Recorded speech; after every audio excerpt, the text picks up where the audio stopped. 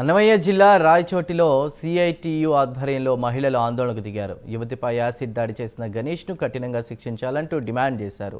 బాధితురాల్ని ప్రేమ పేరుతో వేధించి యాసిడ్తో దాడి చేసిన గణేష్ను నడి రోడ్డుపై ఉరితీయాలంటూ నినాదాలు చేశారు.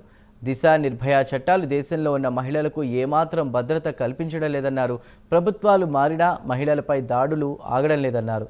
బాధితురాలికి ప్రభుత్వం అండగా నిలిచి 25 లక్షల రూపాయలు ఎక్స్గ్రేషియో ఇవ్వాలంటూ కూడా శ్రామిక మహిళా సంఘం జిల్లా కన్వీనర్ భాగ్యలక్ష్మి తెలిపారు.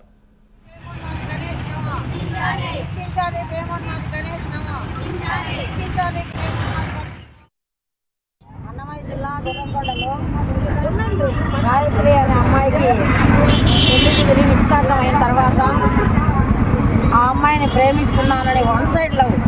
ఆ అమ్మాయి ఏం ప్రేమించలేదు. గణేష్ ఆ అమ్మాయిని ప్రేమిస్తూ ఆ అమ్మాయికి పెళ్లి కుదిరిందనే విషయాన్ని తెలుసుకొని ఆ అమ్మాయిని యాసిడ్ పోసి చంపాలనుకోవడం చాలా దుర్మార్గము.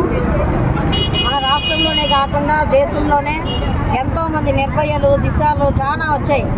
దిశ చట్టం అన్నారు, నిర్భయ చట్టం అన్నారు. ఈ చట్టాలన్నీ కూడా దేశంలో ఉన్నటువంటి మహిళలకు ఏమాత్రం భద్రత కల్పించడం లేదు. అవి ఓన్లీ పేపర్ ప్రకటనకు మాత్రమే పరిమితం అవుతున్నాయి తప్ప ఏమాత్రం మహిళలకు భద్రత కల్పించే పరిస్థితిగా కనిపించలేదు. కాబట్టి ఎవరైతే అన్యాయం చేస్తారో, ఎవరైతే మహిళలను ఇబ్బందులు పెడతారో వాళ్ళందరినీ కూడా వెంటనే నడి రోడ్డు పైన అప్పటికప్పుడే శిక్షిస్తే తప్ప పక్కన ఇంకొకరు మా అమ్మాయిలను ఇబ్బంది పెట్టాలంటే ఆలోచించే విధంగా కఠినమైన శిక్షలు ఉండాలి.